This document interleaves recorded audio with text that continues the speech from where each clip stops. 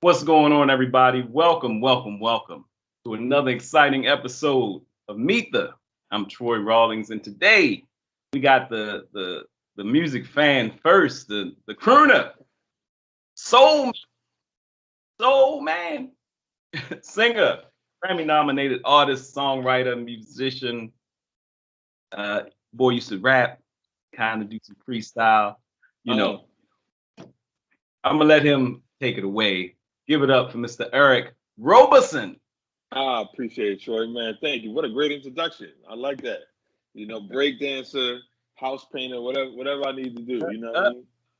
Is that art Fantastic. behind you yours? Just checking. No, that's my boy Concept. Boy Concept. He did it. This. I'm sitting in my wife's office actually. So, Oh, nice, so nice, yeah, this is a painting I got for her. As a gift not too long ago. nice. Well, as I mentioned, we chatted a little bit, and anybody that's been following me from once we started, probably like it's weird. I feel like I just told him, I feel like at least the past 16 years, your music Yeah. has been somewhere in the midst of what we did as far as the internet radio thing. And pushing it and the love and I'm pushing love and ain't nobody pushing love music. I know a lot of crooners out there. Sorry, Tank and Tyrese and all y'all. But Erro been doing a little different for a while. Yeah. And even with the house music scene. So I'm a Tarantino a little bit. Let's go to the beginning. Where are you originally from? Originally and born and raised and still live in Jersey, man. I'm from North Jersey, but I live in South Jersey now. Nice. And I don't know why we always felt like you did a lot of, maybe because you did a lot of heavy hitting shows in the DC, the DMV area. Yeah. but you're Howard Went University grad. went to Howard, yeah, HU, So yeah, so of course I spent a substantial amount of time in my life. My career really started in DC. The first time I ever got played on the radio was WHUR and stuff like that. So yeah, DC. I mean, I'm adopted in a couple of cities. I'm not from Philly, but I don't correct anybody if they ever say Philly zone. I'm not from DC, but I don't correct anybody if they say DC zone. DC So zone. yeah, I spent a lot of time in both areas. So it's all love there. Now you said how long? Well, let's go all the way back. When did you all the way back? When did you first start singing? When did you realize that you had a voice? First time a little girl might have said, "Ah, wait, is that?" I mean, I started first time I sang in church was 7 years old, but I think it was more of like that's what we just did. I don't think it was anything different. It wasn't until I probably got in my teenage years, and it was really when my parents bought me my first keyboard was when I kind of shifted and started to kind of take notice. Real talk, man. I was around. My dad was a singer. These church giant voices. My older sister, who really was the artistic one in the family, she played in the band. So I was. It probably wasn't till I got to Howard to where I could really size up my skill level. Even though I went there like majoring in musical theater, I was completely committed to music, but I was probably playing catch up in my opinion because I really didn't have many peers. I didn't grow up with like a boys and men type singing group in school or nothing like that. I had friends who sang. We all just kind of kick it, but it wasn't until I got to Howard where I could kind of measure myself and go, okay, I think I may have something here. I mean, and I don't even think it was really from a voice standpoint. It might have been from a writing standpoint. I think I'm still always around great singers. You always something you can learn from singing. But I kind of started learning early on, and my pen moved differently, even at a young age. I was always writing poetry and stuff like that. And I think that was immediately to me what really made a difference when I was comparing myself to other people. I was like, man, that person really sings. Oh wow, okay. I found more people wanted me to write for them. Even when I first got to Howard, I was writing for other people. Mm. And the hip hop. When did the hip hop come into play? Because it explains a lot. When I was looking back, and I was like, oh, okay, yeah, a little hip hop background. Maybe that's why he has the influence and being able to transition the improv part of your stage Yeah. performance. It's a big deal. I mean, I grew up. I remember the magical days of when hip hop, for the most part, was starting. I was a little kid, But I remember my boys' older brothers coming home from New York parties. I remember getting flyers. I remember my cousin playing Lottie Dottie for the first time, and me trying. I was, I don't know, 8, 9, trying to play it cool, like I knew what it was. Like, oh, okay, but I was really trying to figure it out. My Uncle Russ playing White Lines and his caddy in Philly, and like what is that? What is that? Just Right. trying to, just trying to. So I grew up, doing drum beats on the cafeteria table, rhyming. Before I wrote a song, I probably wrote a rap. I had a rap group in the 4th grade called the Junior MCs, and so I probably it was once again, it was just another thing we always did. Right. And then, when I kind of got my career going, we would freestyle all through sound check. We'd freestyle on the drive to Baltimore to do a show, like the whole band ride down. We go on beats and just rhyming and singing, rhyming, whatever. It wasn't something that we did when our name was called and we got out on stage. And then one day by chance it happened, and then I was kind of like known for it. I really honestly, I believe I've really worked it into a system and kind of really developed it more. But it's something that, something I feel like a lot of artists could do. There's certain things that we try in our dressing rooms, we try in sound check that we don't try in front of an audience. But we're taking risks all the time anyway. For me, we get on stage, whether you're playing guitar or you're singing or whatever, you're taking a chance because whatever you are trying might not work. Right. But when it works, it's life changing. It's everything. It's always remembered. And I'm willing to take that risk. So I think the hip hop shows up in a lot of ways from that way. And it takes me and my friends, and I would talk to certain people. 70 Music Brat, when I was in high school, I was making slow jam tape. When all the other DJs were making mixtapes, house music tapes, stuff like that, I was making slow jam tape. Yes. But it's funny because I used to talk about how the end of a record, and I don't know why it transitioned in digital. It didn't transition in digital, but remember the end of the record, you hear them, they start putting away instruments, like, yeah. I was like, they still recording. They recording everything just in case anything. He was like, did you stop that tape? Oh, let me stop the tape before we leave. You hearing everything. I remember the days of like turning it up at the end so I could hear the last little, like trying to get the last little nugget of like, I remember those days, man. Who's the guy? That's how you find out the band extra guy's name. Donnie, turn that radio on, man. But Donnie, you went flat on the bridge. Right. Donnie, come on, keep it up, Donnie. So no, those are the days, man. I think it's so interesting. I think we had a higher appreciation for music because it was so rare to really get certain things from certain people understanding. And now there's so much information supplied. There's so much music coming out that I don't know if we handle it with the level of rarity that we handled when in the 70s, like we had in the 70s. But that doesn't mean that it's not as good. It doesn't mean that it's not as beautiful or as rare. Still, like there's still, you hear that right song that, the song travels up your back. Like, oh my God, what a bridge! What is that? Right? What am I hearing? I still live for that. That's what I try to create every time I go in the studio. And you still, I find artists all the time. I'm like, oh my God, I wish I wrote that. They got that off. So I'm still that kid. I'm still like the same way when we was, getting that Stevie record or a Guy record or whoever and turn up the end just so I can hear a little bit more. I'm still that way with music, man. I love it. You mentioned something key, and I'm going to ask you a question. You mentioned something about, I guess I'll phrase it as the rarity of the quality of music. I interviewed Jeffrey Osborne one time, and he said, you got to realize, Troy, I was doing a piece on Skip Scarborough, and he said, you got to realize when we were rehearsing and doing everything, we were just rehearsing to be the band to get the next hot gig. Recording a project wasn't even in our mind. So we performed and rehearsed hard that our stage performance would be golden. That's why when you see the older groups perform, they can hit the stage and just, I put you in that light because when you hit the stage, it was just amazing.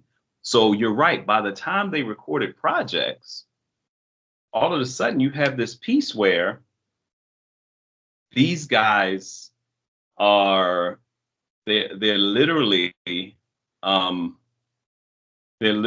a space where they're so excited about getting the opportunity. And we see the footage, we see the films and stuff. It's always one person in the back like, look, we only got one take now. Y'all wasting reel. Nothing was digital. Yeah. You couldn't keep doing, it wasn't punch. And he was like, Troy, we just wanted to get the next gig. He's like, these kids are recording CDs in their bedroom. This was back about 15 years ago in an interview. Yeah. And I think about it now in 2022. You're absolutely right. It's not saying that good music is still coming out, but the methodology you use and the fact that you talk about the college piece. You mentioned something. I got to go back to this. You mentioned that you got out the car, you got your stuff, everybody's going around orientation, and you start taking out music equipment. How many female vocalists, hip hop artists, stuff, and say, "Hey man, hey, what's your name?" Because they see you with the stuff. Go-go band. Yeah. Hey. Well, you know, it's interesting. So I went to Drew Hall first, which was the the male freshman dorm. So, and it's crazy because a lot of those guys I met that first week, I still work with to this day. You know, which is crazy. I just literally, one of my boys named Byron does a lot of music in China, and like he was one of the first guys. Like we just. And I just got an update. Like one of my boys, Wendell, was like, "Oh my God, I just talked to Byron. He's still in China." I was like, "Oh, that's crazy in China." And he's like, "Yo, his music scene is crazy out there." He's like, "I'm not coming back."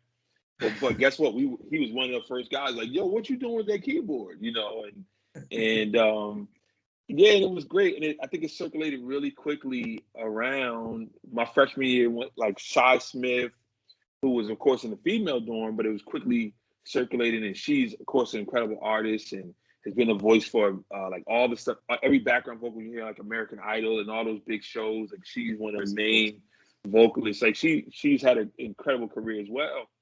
And it's just like that quick circulation of just meeting other artists that freshman year. And I think it made a difference. I was appreciative that my parents let me bring my equipment. I think as long as I kept my grades up, I could bring the equipment with me. And it was tough at first because, you know, the pull. My freshman dorm, no exaggeration, was never empty. It killed dating in any form or fashion because even when I wasn't in the room, somebody was always in that room working on music. Even when I was asleep, you could hear like somebody have headphones or you could hear the pattering on the keyboard. I would wake up to the tapping.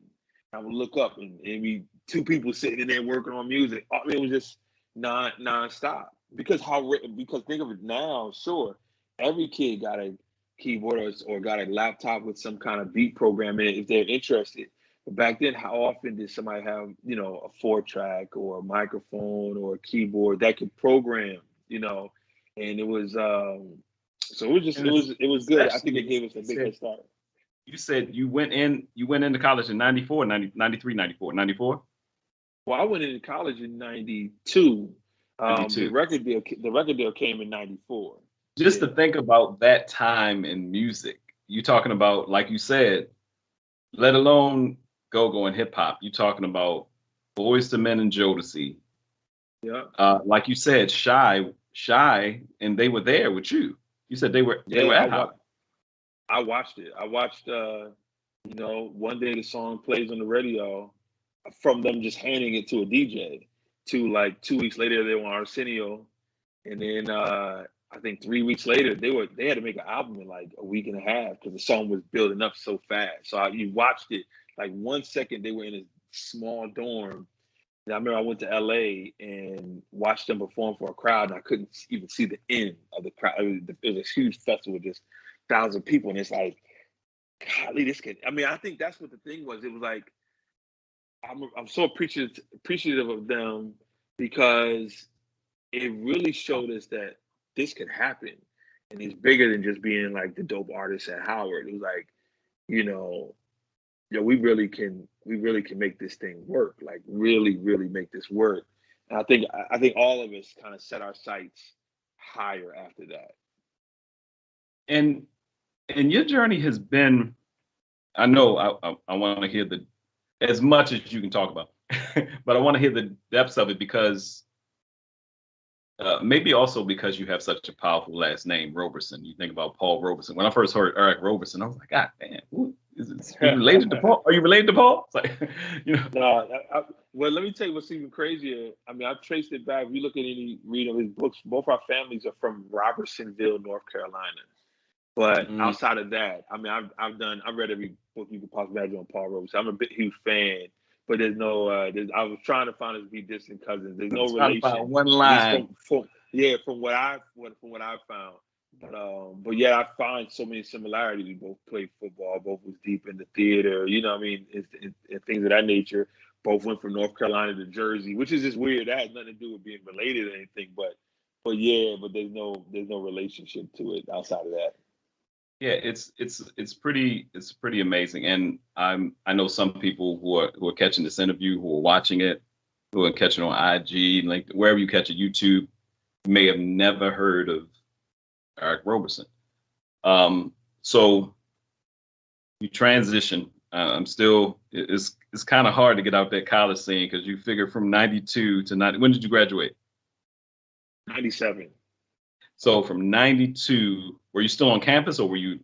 Yeah, during the Moon thing, I left for a year and a half, and then I came back and finished school. Okay. So, yeah. And how was that? Were you? It was, it's funny. I wrote about it. I think we talked about, I have this book coming out, and I wrote something really briefly about like setbacks, or should I say temporary prayers, right? I wrote this thing about, thank God he didn't answer my temporary prayers, right? And I wrote about how much I really prayed for that success that I wanted, that record deal that I wanted. And it's one thing about walking through the hallways while you got a song on the radio, while you got a video on BT, and things are moving, and I'm leaving town and go to LA, and I went on a tour with Elder Barge, and it's like, oh my God, it was so much excitement. And during that time, when it really started popping, I was still in class. I remember telling my parents, like, yo, it's getting crazy. I need to kind of focus on this. And I left, and as soon as I left, things just started drying up. The president of Warner Brothers left, and it was like, boom, boom, boom. I went to another label, that dropped. And then about a year later, I was kind of like, what is going on? And I went back to Howard. Went back, like, let me go back to school. While I'm trying to figure this out, let me at least go back to school, maybe finish up. I was there on scholarship, mind you, which was a blessing.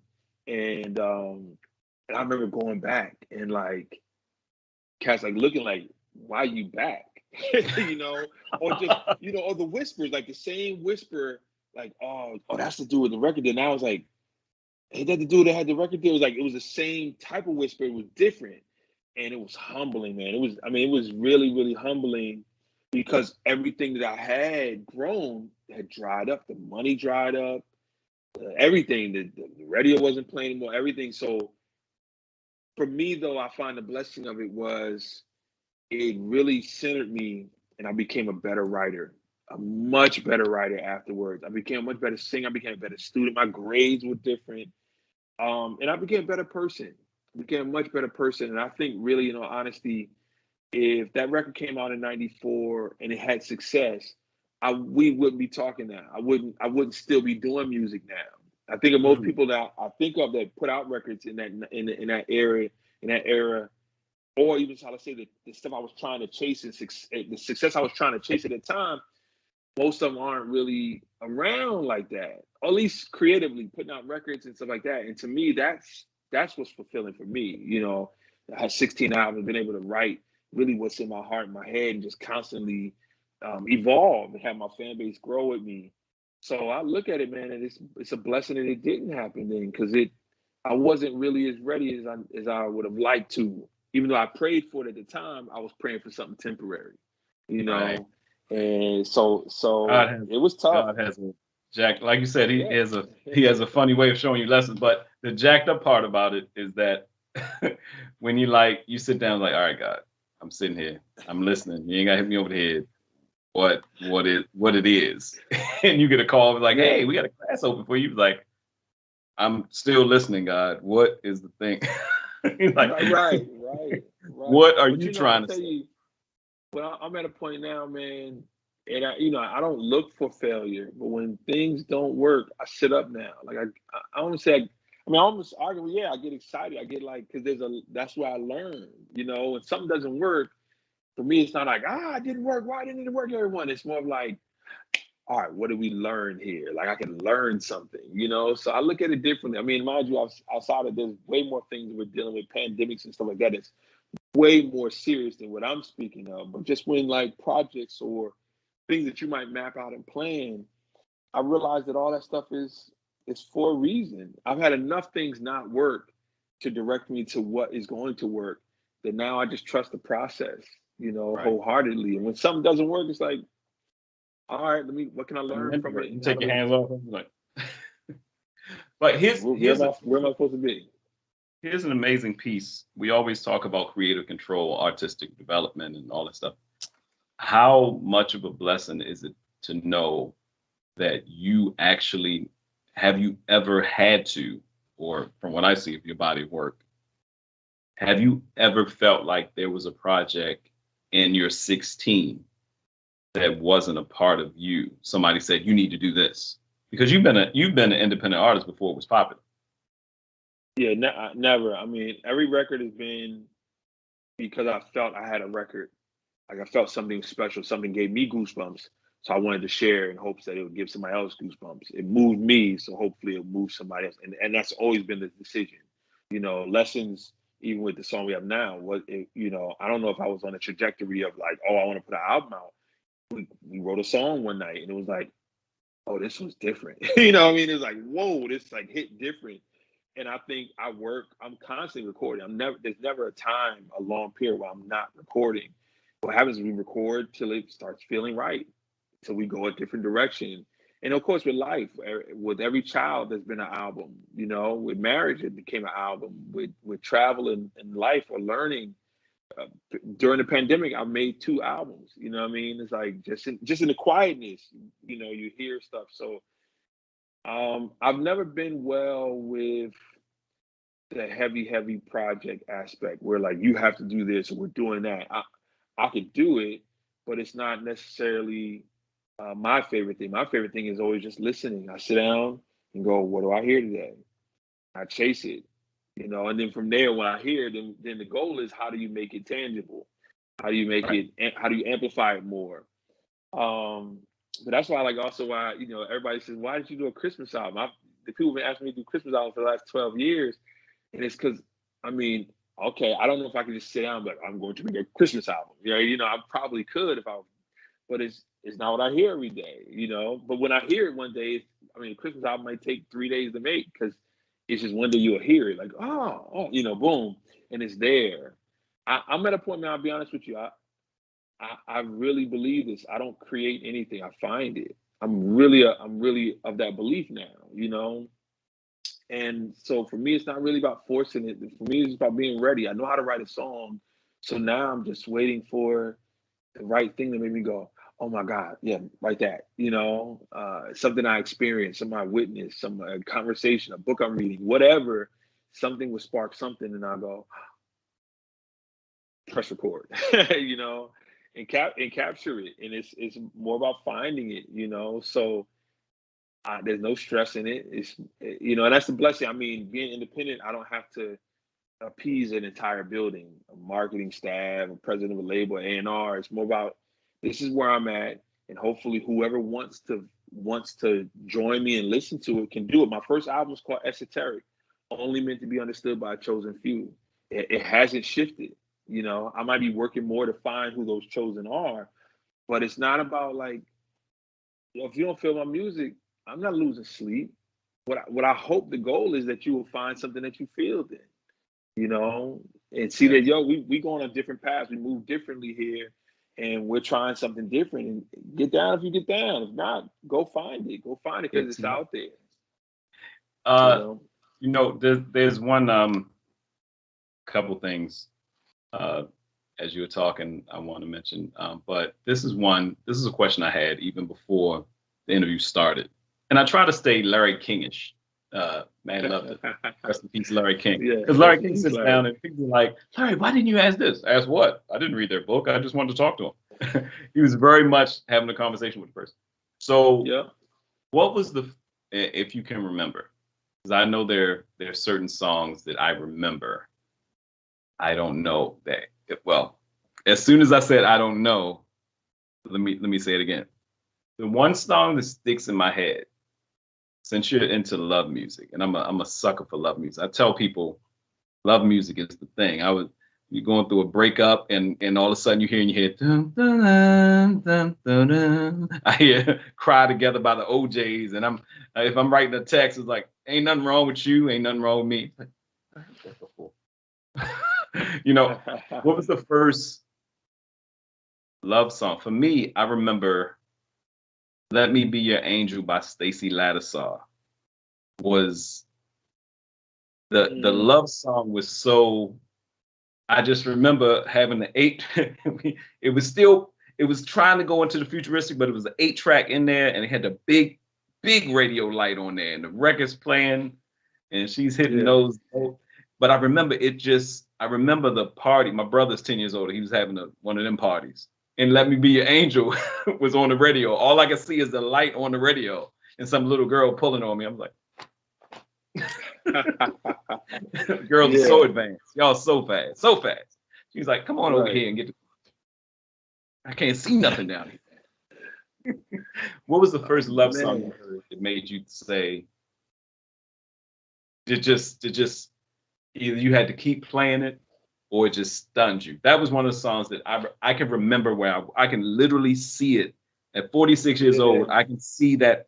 I could see the whole atmosphere. I could close my eyes and see the whole thing. But that's how powerful love music is. It was the first love song. It's so funny because I know that with hip hop.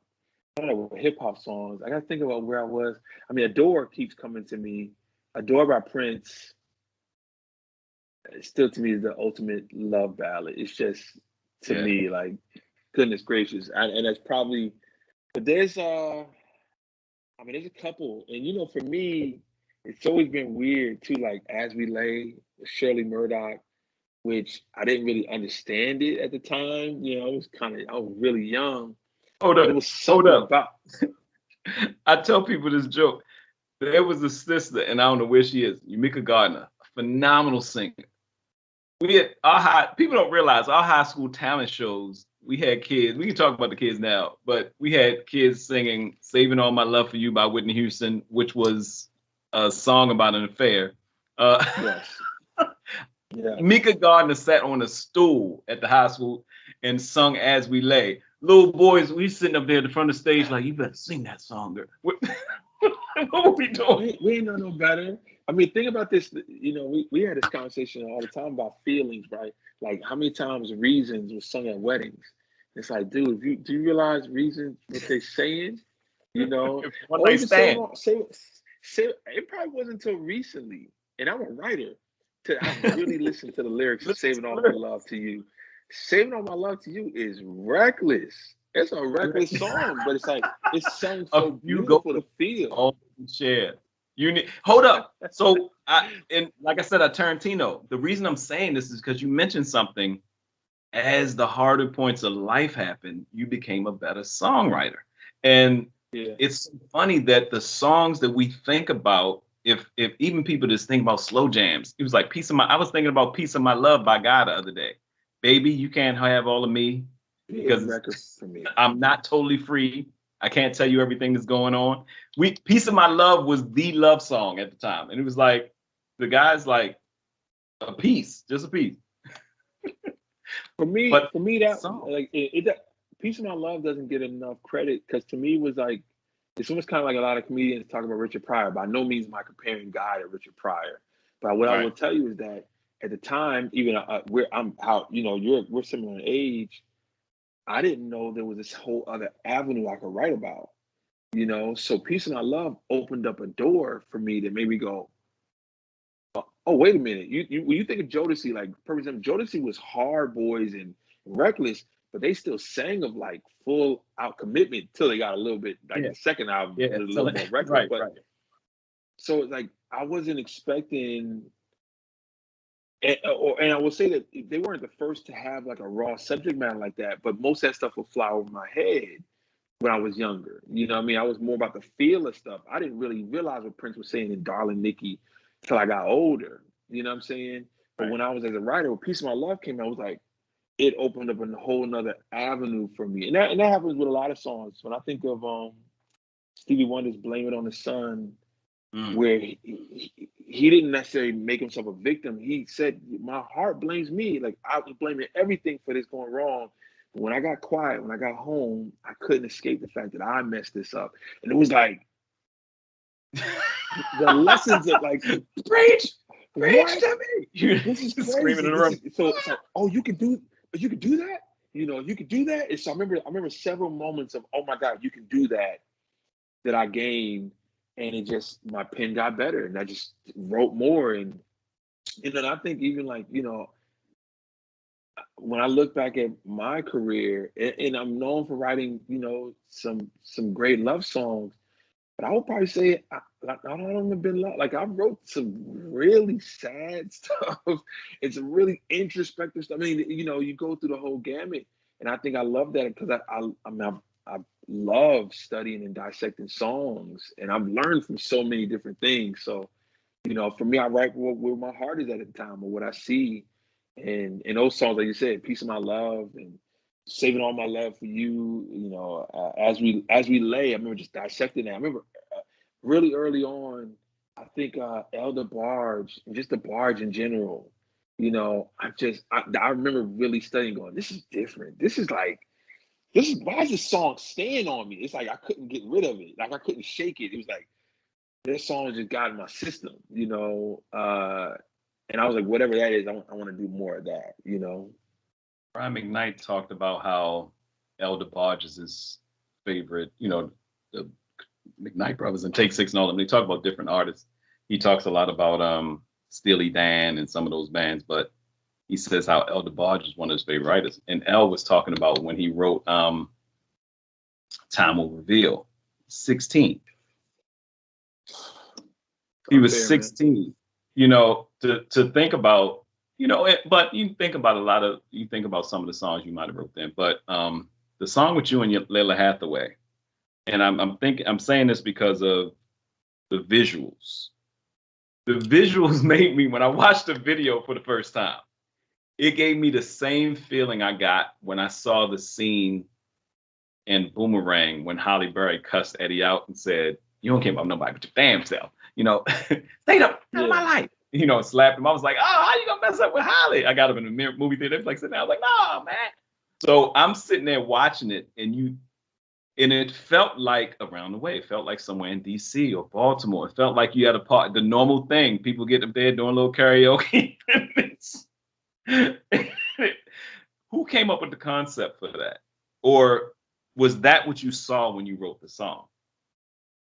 No, so I've probably written 90% of my treatments for my videos, and a lot of times I'll see something while writing it, because a lot of times to write something you got to pull yourself to a place. You might need to pull yourself to a dark place or whatever, or a bright place. But I think when we had the song, we were trying to make the video. We were like, what would be the twist? I remember like yesterday. Talking with the staff and saying, and at the end, the guy punches me in the face, and they were like, "What are you can't get punched in the face in your own video." I said, "No, trust me." Like because it was real. Like if I try to kiss, it's got to be real. Like you sitting there and the guy's like, he just reacts. I know you're about to kiss my girl in front of me, in front of this part, you know.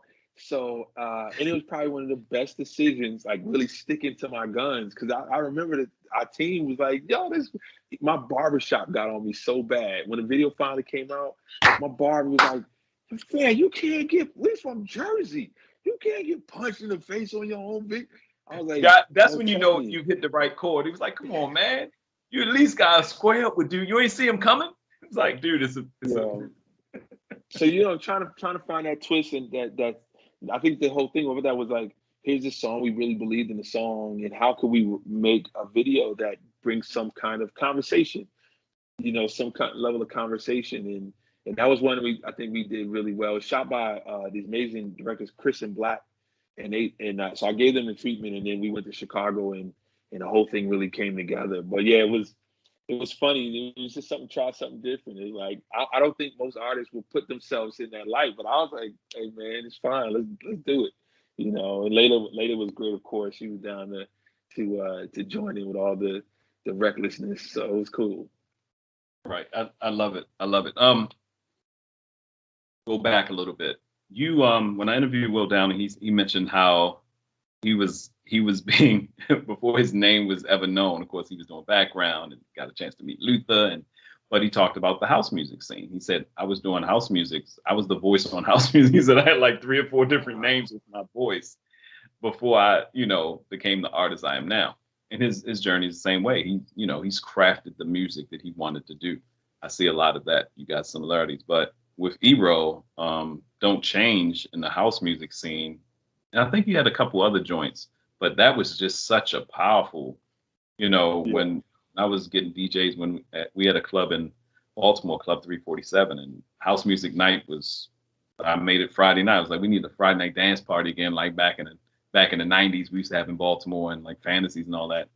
And Don't Change would come on and the place would go nuts, let alone your live version. But did you do a lot of that? Did you find yourself doing certain other genres? Do you just love different genres of music, and are you still open to a lot more other things like that? Yeah, I'm from Jersey. You know what I'm saying? New York, the club scene. Right? Before we were going to hip hop clubs, we were going to house clubs. Every party I went to growing up, it was house music. Right. When you turn on the radio, before hip hop started playing the radio, at 11 o'clock, they would switch to house music, So of course, like my dad's bringing all this gospel, rock and roll, and all the different other stuff. Of course, we got my homies, older brothers bringing in hip hop, and then any level of partying to understand we knew musically was house music. And then we go to church on Sunday, and obviously choir rehearsal on Thursday and Friday, all these different days. So I had a lot of musical styles around me. So when it came time to create, be honest with you, we created all the stuff. I was rhyming over house beats and singing over gospel beats and trying to incorporate hip hop undertones in our R&B, like early on in high school. I don't think I really even took a minute to go, this was this. What I would tell you is that Tribe Called Quest was a big moment for me, because Tribe showed me that you could just combine all of it. Right. And I guess, to me, I think I would just say Native Tongues as a whole, because I think I don't give De La Soul enough credit in that aspect, or even Jungle Brothers. Like Jungle Brothers, I'll House You, that was all in that same area. Yeah. So it was kind of like unapologetically, if you feel a house beat, do you over house beat. If you feel over gospel, just do whatever. Combine it and just be you over whatever you're combining to make what you hear in your head. So I think Tribe Called Quest gave me the confidence to kind of chase it, even though the industry, to be honest, wasn't ready for that yet.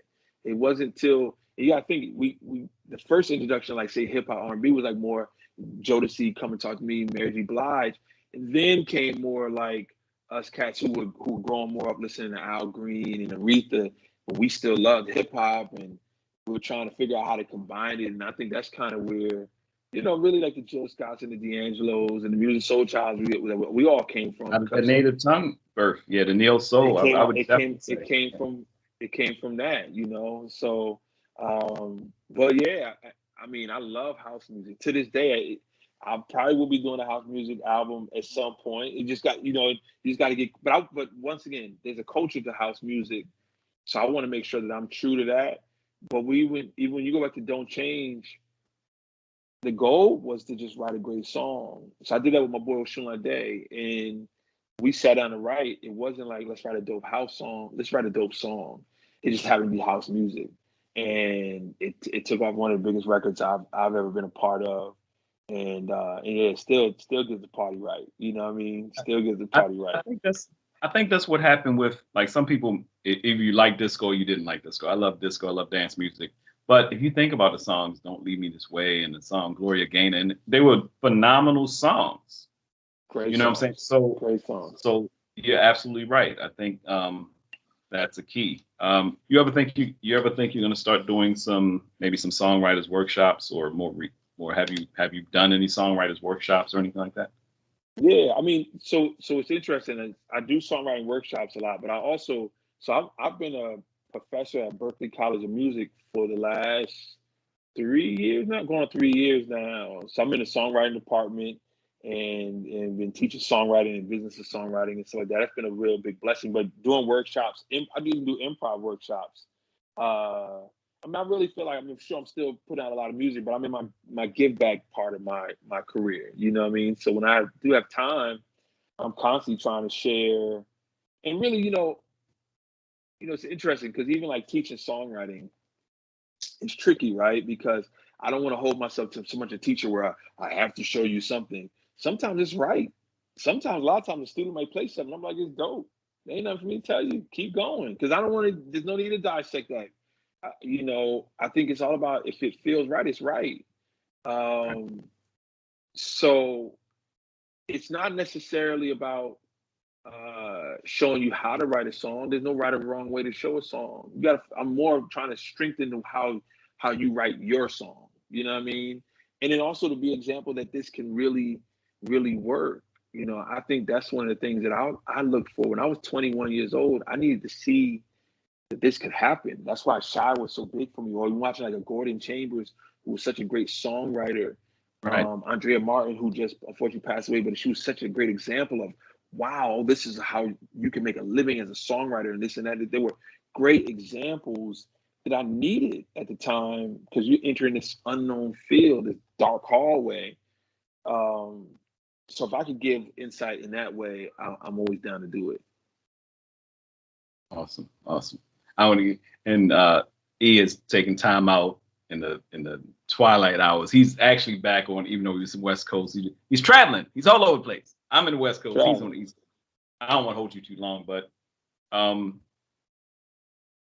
guess in the next portion, I can't even say next portion because you have a lot of things that are coming out in these coming next 9 months. Probably you're birthing something new with the new project. How did Lessons come about? Let's talk a little bit about that. Lessons came, I have people sending me music all the time. There's these amazing producers named Anakin and Vader from DC, and they sent me a track like one night, really late at night. They sent me a track. I was like, oh my God, this is incredible. But they were like, I love you, love it. My fault. We sent it out to a whole bunch of people. Let me see what everybody's saying, who we sent to first. And if they don't want it, because immediately I was like, I want it. And I didn't even write to it yet. I was like, this is crazy. I want it. And then it probably wasn't until like 3 days later where they were like, you good. We didn't get no bites on it. I think I was like the third person or the second person they sent it to. So they wanted to at least make sure the first person they sent it to kind of passed or whatever. And it just so happened the night they called me, it was probably like, 11 o'clock, midnight or whatever it was. It was leading into the night of my anniversary. So when I went down in the studio during the pandemic, it was a little over a year ago, and turned the equipment on, it's probably 3 o'clock in the morning of my anniversary. And I don't know if it was necessarily like, oh, I'm gonna write a song about my anniversary. I think it's just the quietness of the pandemic and just kind of setting up the equipment. The kids are asleep now. And I think this more the line God had a funny way of showing you lessons kind of popped in my head as I was just setting everything up. It was the first thing I said. And it just showed, once again, you find it. But it was something about, I think, the morning of my anniversary, it's 3 o'clock in the morning, it's quiet. And I remember I just kind of, I don't know if I knew I had something really special. At that time, I was doing this for the whole pandemic, I would like film myself recording. I would just post it and go to bed. And some days you wake up and it'd be like 5 comments. So that was cool. And sometimes you wake up and it'd be 1,000 comments. And Lessons was one of those things where when I woke up the next morning, I had like, I don't know how many comments and how many people were like, yo, what is this? This is crazy. So I knew something it was like, okay, this was a little different. And the difference was instead of just like, here, everybody take it, I was like, let's take it back. Let's put some marketing behind it. Let's think about it. And then, a year later, we released it, we're like prepared. Like, here's the video, here's the marketing plan, here's the whole nine. And I think people see the difference in that. One, it's a special song, you know, it's a really special song. But I think it was just also, I'm a writer, and a lot of times I'm more thinking. If I think about, you know, how blessed I am to have the wife I have the kids I have, and, you know, in my career, the heartaches, the setbacks, they all got me to where I am today. So I wouldn't change not 1 second of it, you know. So I think it showed up in that song. It all showed up in that song. It showed up in that song, and people relate to it that way. And you mentioned something about your friend from college earlier that you met, and he was like, "So what are you doing?" And you still keep touch today. You having a team, like I've known Sweet Locks for years, and how, and this is something people need to hear, I think, especially artists who consider themselves independent or feel like they're alone, feel like whatever. You said something key with lessons. You said, okay, let's take time with this. And a lot of times I think in the days of Spotify and all these other things, and let me put it out there and see, I know a lot of artists who put stuff out there. I was like, dude, so how are you monetizing that? And they're like, oh, I just want to see what the people think. I was like, that was never, it's not a problem, but I think part of the industry has led on to the shortness of attention span. Because some people say, oh, you don't want to put out a whole album, just put out an EP. Well, if some of these hip hop artists can still put out 30 songs, it's not an attention span thing. It's how you're doing it. You know, these hip hop, one thing we can say about the hip hop artists of today, they stay in front of people, good, bad, or indifferent. A lot of times if an artist is doing something, they step back, unless the artist is doing something like Tyrese or Tank, and I'm retiring. Then everybody started looking at him again, and he was like, right. But right. I like what you did with Lessons, and I like how you're doing it now. It's like bringing back to people's memory or showing them something new about love. But how important is your team in your decision-making process? Team is everything. I mean, it's the difference of whether you're going to get something completed or not. And I mean that because it's, you know, for me, we're not always going to agree. We're not always going to be on the same page, but we all got to at least work together to something. And I think that's the great thing about my team is there's plenty of times where they'll say, hey, I think this is going to work. Should we try it? I'm like, shoot your shot. That's one of the things that we say in our meetings all the time. We all say, yo, shoot your shot. Let's try it.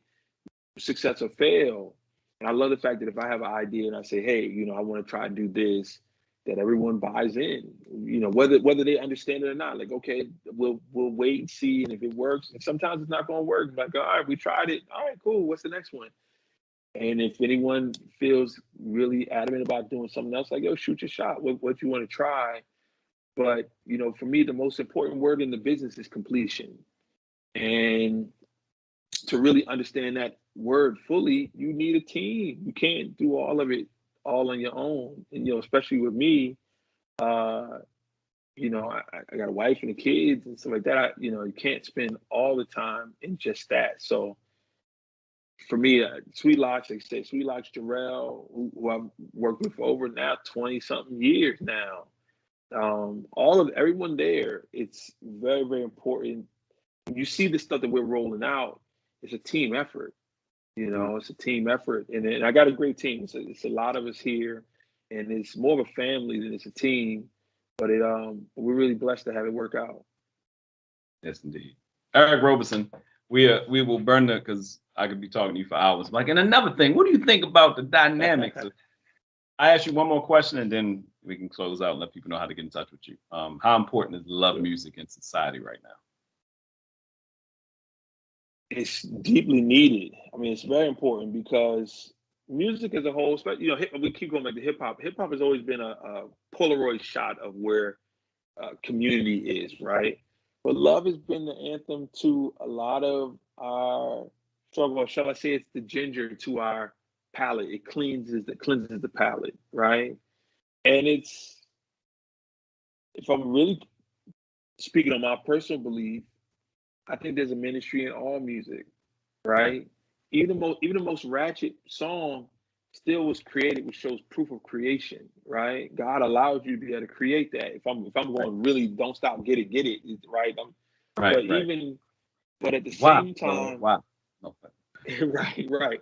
But I mean, do we pray over our chicken fingers at strip clubs? Anyway, that's another story. Right, But right. but yet at the same time, if you write love song that empowers a couple or strengthens someone's perception, that's ministering to them. You know what I mean? I remember a story, man, something a long, long time ago. I was in Nashville, Tennessee, or Memphis. It was in Tennessee. And I finished a show and I was signing CDs. And it was a line of people. This big dude, man, he had to be like 6'5", 290, huge dude, like just came and just walked in front of everybody, walked straight up to the table, straight up to me, like just walked past everybody. He was on a mission, completely focused. And he was like, "Yo, man, I never heard of you before. But this shit is a," and I'm like, "Yo, man, there's a line." Like we all just looking up at him like, "Yeah, all right," what I don't know what he was about to say. And this man said, "I was divorcing my wife, and your song really spoke to me. It made me realize that she's not just doing everything wrong. There's certain things I need to strengthen. There's certain things I need to improve on." He's like, "Listen, man, I'm leaving here right now, and I'm going back to her and asking her to take me back, asking her to forgive me." And he just walked away. And that's the whole point of what we're doing. You know what I'm saying? That's God's work at the end of the day. Like, it's like, so What song was it? I'm like, dude, what? I mean, it's so long ago. It was so. I think it was. I feel like it was Obstacles, which is it's funny because the song Obstacles, once again, is one of those songs where like it's just about a girl and running to the obstacles. Oh, she dated a friend of mine, and the obstacles of should we date or not? But I think the feel of the song, people have used for different things. At the same time, I mean, a brother came to me and he had just finished doing chemo. He said, "Man, I listened to that song over and over again while I was going through chemo." I was like, "Really?" Like, but it's like, you take what you need to take. Right. And that's the thing about love songs. Like, because you can have faith-based songs which you strengthen your faith, but then there's other songs that help you strengthen your perception of what you're dealing with right now. Like how am I supposed to handle this situation with my girl? How I'm supposed to handle this situation with my brokenness or whatever? How I need to improve myself so that I can be seen or whatever. So love songs are important. Or like I said, once again, just get on the road, or man, kids are fine, even want to have an intimate moment and this and that and that. You set a tone. You set a tone. It's the seasoning. It's the seasoning of life. So we're gonna keep making it because it's important. Eric Roberson, thank you, brother, taking time out with me on a late night tip. And how can people get in touch with you? Find out more about what you're doing, even with the classes and everything. But also, how can they get in touch with you so they can follow your journey, this journey with lessons in the upcoming project? The main part will go to the website, Eric Roberson Music. You can find all directions from there. Of course, I'm really heavy on Instagram, which is Erro44, ERRO 44. But also, another thing to keep people in mind is I have a thing called The Process, which is a group of people who follow me in the studio. So every song I do, every idea I do, every album I do, I make it in front of them. They get a copy of everything I do as I'm doing it. So they can see the process of what I'm doing. And we do a weekly podcast. It's been a fun thing. So you can just go to jointheprocess.com to become a member of that too. It's a real fun adventure in that as well. But yeah, I'm all over the place. Come join us. Eric Roberson, aka Erro. Thank you, brother, for taking time out. Thanks so much, man. Thank you.